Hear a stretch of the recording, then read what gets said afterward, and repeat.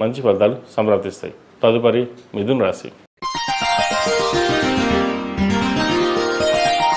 మిథున రాశి వారికి ఈ వారం అంతంత మాత్రంగా గోచరిస్తోంది.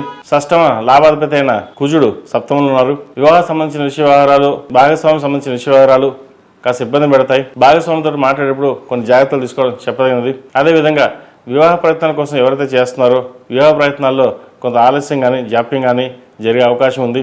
సంబంధం చేద్దాకా వచ్చి చేజాపే అవకాశం కూడా లేకపోలేదు. సంతానం సంబంధించిన విషయ వ్యవహారాలు చక్కగా ఉంది. సంతానం కోసం ఎవరైతే ప్రయత్నం చేస్తున్నారో మంచి శుభవార్తలు వినే అవకాశం కూడా లేకపోలేదు. అదేవిధంగా ఉద్యోగంలో కొన్ని మార్పులు చోటు చేసుకుంటాయి. స్ట్రెస్ అధికంగా ఉంటుంది. ఎంతగా అంటే ఎంత కష్టపడ్డా కూడా ఇంకా చేయాలి అనే భావన ఉంటుంది. అలాగే చేయించుకుంటుంటారు. ఒకసారి రిజైన్ చేసేసి ఉద్యోగంలో కొత్త ఉద్యోగం చూసుకోవడమా లేదా కొన్నాళ్ళు బ్రేక్ తీసుకుని ఉందామా అనే భావంతో ఉంటారు. అష్టమాధిపతి భాగ్యాధిపతి అయిన శని దశమంలో ఉన్నారు. అంత అనుకూలంగా లేదు శని. కష్టం దిగిన ప్రతిఫలం కంటే ఓవర్ ప్రెషర్ ఎక్కువగా ఉంటుంది. టెన్షన్స్ ఎక్కువగా ఉంటుంది. ఏం చేస్తున్నామో మనకు అర్థం కాదు.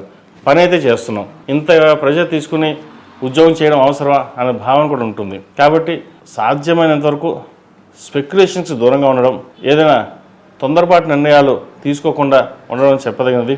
ఈ వారం ఏదైనా సరే ఒక డెసిషన్ తీసుకునే ముందు 1-10 సార్లు తీసుకోవడం చెప్పదగినది.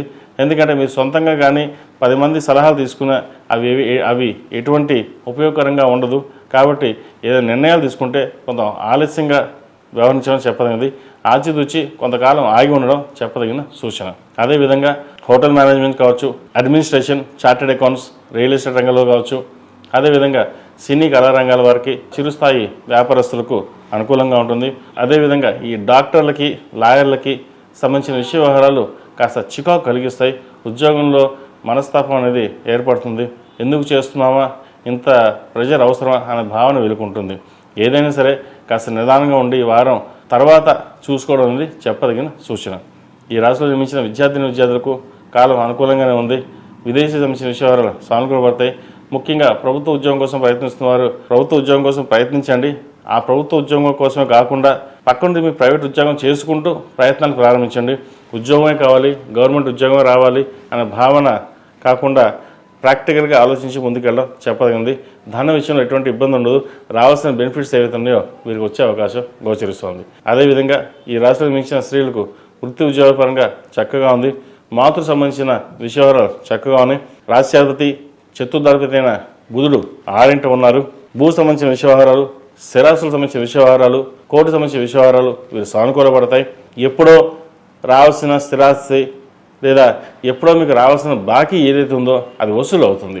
రాదు అనుకున్న డబ్బులు కూడా మీ చేతికి రావడం ఈ వారం ఒక సంతోషకరమైన వార్త అని కూడా చెప్పవచ్చు. అదేవిధంగా ద్వితీయాధిపతి కుటుంబ స్థానం బాగుంది. భార్యాభర్తల మధ్య చిన్న ఇబ్బందులు ఏవైతే ఉన్నాయో అవి తొలగిపోతాయి. ఏదైనా సరే మీరు ఒక నిర్ణయానికి వచ్చి సామరస్యంగా ఉండాలి, మనకి ఎటువంటి తలకైనప్పుడు ఉండకూడదు, ప్రశాంతమైన జీవితాన్ని గడపాలనే భావన ఏర్పడుతుంది. దైవదర్శనం చక్కగా చేసుకుంటారు. దేవుడి మీద నమ్మకం తక్కువ ఉంటుంది. అయినా సరే ఎంతవరకు చేయాలో అంతవరకు దేవుడిని దండం పెట్టుకుని మన పని మనం చేయాలి అనే భావన ఏర్పడుతుంది. మొత్తం మీద ఈ వారం చాలా వరకు కొంతవరకు బాగానే ఉందని చెప్పొచ్చు. ఈ రాశివారు ప్రతిరోజు ప్రతినిత్యం హనుమాన్ ఒత్తుతో దీపారాధన చేయడం, బుధవారం నాడు జిల్లేడు ఒత్తుతోటి దీపారాధన చేయడం చెప్పదగిన సూచన. వీరు దక్షిణామూర్తి రూపుని మెడలో వేసుకోండి. జన్మరాశిలో గురువు అంత అనుకూలంగా లేదు వీరికి. కాబట్టి దక్షిణామూర్తి రూపు మెడలో వేసుకోవడం, దక్షిణామూర్తి స్తోత్రాన్ని పఠించడం చెప్పదగిన సూచన. ఈ రాశిలో జన్మించిన వారికి కలిసి వచ్చే సంఖ్య 8, కలిసి వచ్చే రంగు మిల్కీ వైట్. ఏదైనా పని మీద బయటకు వెళ్ళినప్పుడు సోమవారం కానీ శనివారం కానీ వెళ్ళండి. మంచి ఫలితాలు సంప్రాప్తిస్తాయి. తదుపరి